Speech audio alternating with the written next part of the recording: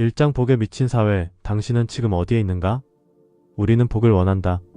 누구나 새해가 되면 어김없이 복 많이 받으세요 라는 인사를 주고받는다. 그 말엔 무의식적인 믿음이 깃들어 있다. 복은 외부에서 오는 것, 신비한 무언가로부터 주어지는 선물이라는 믿음. 그래서 사람들은 절에 가서 시주하고 교회에 가서 헌금하며 어려운 이웃에게 선행을 베푼다. 겉으로는 도덕과 종교의 행위지만 속을 들여다보면 하나의 목적이 있다. 복 좀 받고 싶다. 그런데 묻자. 그토록 바라는 복이란 도대체 무엇인가? 돈을 많이 버는 것? 성공하는 것? 아니면 불행한 일을 피하는 것? 대개는 이렇게 답할 것이다. 행복해지고 싶어서요. 맞다. 결국 우리가 복을 구하는 건 행복이라는 신화를 쫓기 위해서다. 하지만 다시 묻자. 당신에게 행복이란 무엇인가? 놀랍게도 이 질문 앞에서 많은 사람들은 머뭇거린다. 그들은 말한다. 걱정 없이 편안한 상태요. 그러곤 해변에서 칵테일을 마시거나 조용한 카페에서 커피를 마시는 장면을 떠올린다. 혹은 멋진 집, 멋진 차, 멋진 배우자. 우리는 모두 이런 장면을 머릿속에 저장해 두었다. 드라마와 광고가 친절하게 심어준 행복의 이미지다. 그런데 이 이미지들을 하나하나 분해해보자. 그것들은 행복 자체가 아니다. 그것은 단지 충족된 욕망의 흔적이고 감각의 포만감일 뿐이다. 욕망이 채워졌을 때의 찰나적인 만족, 그게 우리가 말하는 행복의 대부분이다. 그런데 그런 만족이 과연 오래갈까? 이제 그 뒤편을 들여다보자. 실증, 허무, 다시 솟아오르는 욕망, 불안, 질투, 경쟁. 복은 계속 더 큰 복을 부르고 행복은 자극 없는 일상에서 증발한다. 그리고 우리는 또 다시 말한다. 복이 부족했어. 나는 이 질문으로부터 시작한다. 그 복 정말 당신 것이었는가? 그리고 나는 이 대답으로 향한다. 지금 이 호흡 속에 이미 복은 있다. 제2장 행복의 클리셰, 감각의 환상. 대부분의 사람들에게 행복이 무엇입니까? 라고 물으면 대답은 놀라울 정도로 비슷하다. 스트레스 없는 삶이요. 여유롭게 커피 마시고 책 읽을 수 있는 삶이요. 가족과 함께 조용하고 평온하게 보내는 삶이요. 표현은 달라도 공통된 이미지가 있다. 해변, 햇살, 커피, 평온함, 여유. 이 이미지는 어디서 왔을까? 자신의 내면에서 솟아오른 진짜 욕망일까? 아니면 외부로부터 심어진 감각의 편집본일까? 우리는 행복을 떠올릴 때 거의 자동적으로 특정한 시각 이미지들을 꺼내 쓴다. 광고에서, 드라마에서, SNS에서 반복적으로 각인된 장면들. 우리는 그 장면을 행복이라 믿도록 학습되었다. 하지만 그 장면의 본질은 감각의 포장이다. 뜨거운 태양과 시원한 바람, 부드러운 커피향, 포근한 침대. 이 모든 것은 감각 기관을 자극하는 요소들이다. 즉, 행복이라는 말로 표현되는 상태는 대부분 감각이 충족된 상태일 뿐 존재의 깊은 평화가 아니다. 여기서 결정적인 착각이 발생한다. 감각이 충족되면 곧 평온이 올 것이라는 믿음. 욕망이 채워지면 곧 내면이 가라앉을 것이라는 기대. 그러나 감각은 중독적이다. 익숙해지는 순간 더 강한 자극을 원한다. 맛있는 음식도 반복되면 질리고 아름다운 풍경도 반복되면 무뎌진다. 결국 우리는 또 다른 감각을 찾아 떠나게 된다. 그래서 행복은 항상 어딘가에 있고 지금 여기에는 없다. 이것이야말로 가장 교묘한 환상이다. 행복은 어딘가 외부에 존재하며 감각의 충족을 통해 도달할 수 있다고 믿는 환상. 그러나 그것은 마치 사막에서 신기루를 좇는 것과 같다. 다가가면 사라지고 손에 쥐려 하면 공기처럼 흩어진다.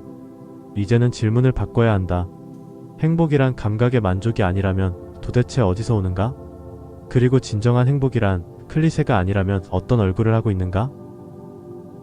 제3장, 욕망은 충족될수록 더 배고프다. 욕망은 이상한 생물이다. 무언가를 간절히 원할 때 그 대상이 마치 행복 그 자체처럼 느껴진다. 그것만 가지면, 그것만 이루어지면 모든 것이 괜찮아질 것 같고 마음이 편안해질 것 같다. 그러나 놀랍게도 그것을 얻는 순간 욕망은 끝나지 않는다. 오히려 새로운 욕망이 고개를 들고 더 큰 것을 원하게 된다. 예를 들어 적당한 집을 원하던 사람이 그 집을 얻는다. 얼마 지나지 않아 더 넓은 집, 더 좋은 위치, 더 고급스러운 인테리어를 원하게 된다. 월급이 오르면 더 많은 소비가 따라오고 소비가 늘면 다시 부족함이 느껴진다. 욕망은 채워지는 것이 아니라 확장되는 것이다. 그리고 그 확장은 필연적으로 결핍의 감각을 만들어낸다. 이 결핍은 사람을 불안하게 만든다. 내가 가진 것이 부족하다는 느낌, 더 잘나야 한다는 압박, 뒤처진다는 두려움. 이 불안은 사람을 다시 욕망으로 몰아넣는다. 욕망, 충족, 실증, 결핍, 불안, 다시 욕망. 이것이 현대인의 내면을 지배하는 순환구조다. 그러다 문득 깨닫는다. 이대로는 안 되겠다. 뭔가 더 근본적인 걸 찾아야겠다. 그 순간 많은 사람들이 향하는 곳이 있다. 바로 종교와 선행이다. 절에 가서 시주하고 교회에서 헌금을 하고 어려운 사람을 돕는다. 자신의 욕망에서 벗어나기 위한 숭고한 시도처럼 보인다. 그러나 깊이 들여다보면 그 행위조차 또 다른 욕망의 그림자일 수 있다. 내가 이렇게 착하게 살았으니 복을 받겠지. 이번엔 제발 일이 잘 풀리게 해주세요. 복이라는 보상을 위한 선함, 불안을 없애기 위한 신앙. 이것이 우리 사회에서 선행과 종교가 유지되는 또 하나의 연료다. 놀랍게도 이마저도 결국 행복을 얻기 위한 거래다. 진심에서 우러나왔다고 믿지만 마음 깊은 곳에는 여전히 조건이 붙어있다. 내가 이렇게까지 했는데 이제 좀 편안해져야 하지 않나? 그리고 또 실망한다. 기대했던 변화는 없고 불안은 여전히 남아있다. 그래서 질문은 다시 돌아온다. 이런 식으로 얻으려는 행복은 정말 지속 가능한가? 혹시 우리는 행복을 찾는 것이 아니라 끊임없이 미뤄두고 있는 건 아닐까? 사장, 행복은 없고 지금만 있다. 복을 구하고 감각의 환상에 매달리고 욕망의 회로에 갇혀 살아온 우리. 그러나 이 모든 여정은 이상한 결론을 향해 간다. 행복은 없다. 다만 지금만 있다. 이 말은 다소 충격적이다. 그렇다면 지금까지 우리가 추구해온 모든 행위는 헛된 것이었단 말인가? 꼭 그렇지만은 않다. 그 여정은 지금이라는 자리를 되돌아보게 하는 장치였다. 행복이라는 이름으로 도망치고 쫓고 또 실패하면서 우리는 마침내 이곳에 이른다. 지금 이 순간, 그저 숨쉬는 이 찰나. 이곳에는 욕망도 없고 판단도 없다. 과거의 상처도 미래의 불안도 지금 여기에선 실체를 잃는다. 하지만 인간은 이 단순한 지금을 견디지 못한다. 너무나 자극이 없고 너무나 조용하기 때문이다. 그래서 끊임없이 판단한다. 이건 괜찮아. 저건 싫어. 이건 부족해. 더 필요해. 그 판단이 고통을 만든다. 지금 이대로는 절대 행복할 수 없다고 믿는 마음. 그래서 우리는 멈추지 못하고 또다시 바깥을 향한다. 그러나 단 하나의 진실은 행복은 언제나 지금 여기에만 존재한다는 것. 과거에 머무를 수도 없고 미래를 선점할 수도 없다. 오직 지금. 오직 이 호흡. 오직 이 느낌. 그리고 여기서 중요한 전환이 일어난다. 불만족이 불행이 아니라 그 불만족을 바라보지 못하는 무지가 불행이다. 불편한 감정이 찾아올 때 우리는 즉시 도망치려 든다. 그러나 도망치지 않고 있는 그대로 바라볼 때 그때 고요한 문이 열린다. 그 문은 설명되지 않고 꾸며지지 않으며 오직 체험된다. 지금 이 호흡, 지금 이 감정, 지금 이 판단마저도 알아차리는 나. 이것이 진짜 행복의 문턱이다. 폭도 아니고 감각의 쾌락도 아니고 종교의 포상도 아닌 그저 지금 여기에 머무를 수 있는 능력. 행복은 멀리 있지 않다. 멀리 있다고 믿는 생각만이 지금 이 자리를 불행하게 만들 뿐이다. 오장 도파민 널뛰기. 우리는 감정에 속고 있다. 행복이 감정이라면 우리는 감정이라는 파도 위에서 하루에도 수십 번씩 떠오르고 가라앉는다. 기분이 좋았다가 아무 이유 없이 가라앉고 갑자기 짜증이 나고 어떤 날은 다 버리고 싶어진다. 이 널뛰는 마음, 대체 왜 이러는 걸까? 답은 의외로 단순하다. 뇌가 그렇게 설계되어 있기 때문이다. 도파민, 쾌감, 동기, 집중, 행복. 이 단어들이 떠오르는 뇌 속의 화학물질. 우리는 무언가를 기대하고 보상받고 칭찬받고 좋아하는 음악을 듣고 맛있는 걸 먹을 때 도파민이 분비된다. 하지만 도파민은 중독적이다. 갑자기 올라간 도파민 수치는 항상성이라는 생물학적 법칙에 따라 반드시 다시 떨어진다. 기분이 확 좋아졌다면 그 뒤에는 반드시 가라앉는 파동이 온다. 이것이 바로 감정이 널뛰는 이유다. 도파민은 상승과 하강을 반복할 뿐 절대 고정된 상태로 존재하지 않는다. 이 진실은 단순한 과학이 아니라 삶을 보는 눈을 바꾼다. 기분이 좋을 때 그것이 나의 본질이라고 착각하지 말고, 기분이 나쁠 때 그것이 나의 운명이라고 절망하지 말라. 모두 다 도파민 곡선 위의 순간적인 진폭일 뿐이다. 그런데 인간은 이 곡선에 속는다.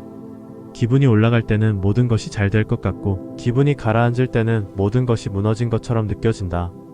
감정은 거짓말을 하지 않는다. 그러나 과장은 한다. 감정은 진짜지만 해석은 허상이다. 그래서 명상이 필요하다. 그래서 알아차림이 필요하다. 그래서 지금 이 순간에 널뛰고 있구나라고 말할 수 있는 두 번째 자아, 판단하지 않고 관찰할 수 있는 나가 필요한 것이다.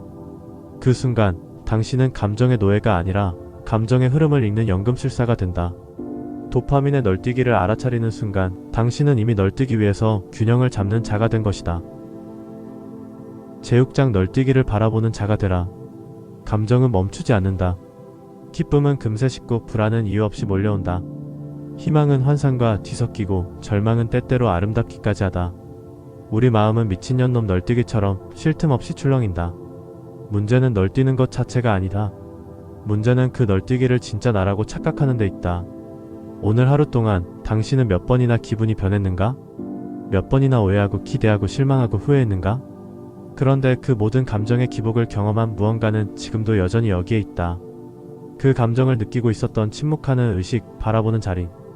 그것이 바로 진짜 나다. 행복은 충족된 감정도 아니고 고요한 환경도 아니다. 진짜 행복은 널뛰기를 지켜보는 여유, 감정의 출렁임 속에서 아, 출렁이고 있구나라고 말할 수 있는 내면의 빈자리다. 그 자리는 판단하지 않는다. 좋다 나쁘다, 옳다 그르다, 성공했다 실패했다는 말조차 하지 않는다. 그저 있는 그대로를 본다. 있는 그대로의 지금, 그저 호흡하고 있는 나, 생명으로 존재하고 있는 이 순간. 그것은 자극이 없다. 그래서 무미건조하게 느껴질 수도 있다. 그러나 바로 그 자극 없음의 자리에 평화가 깃든다. 그 여백 속에서 우리는 처음으로 자유로워진다. 감정의 널뛰기를 완전히 멈추는 것은 불가능하다. 그러나 그 널뛰기 위에 서서 중심을 잡는 것은 가능하다. 그리고 중심을 잡는 그 순간 우리는 더 이상 복을 구걸하지 않는다. 더 이상 행복을 미래로 미루지 않는다. 그 순간이 바로 복이다. 그 여유가 바로 진짜 행복이다.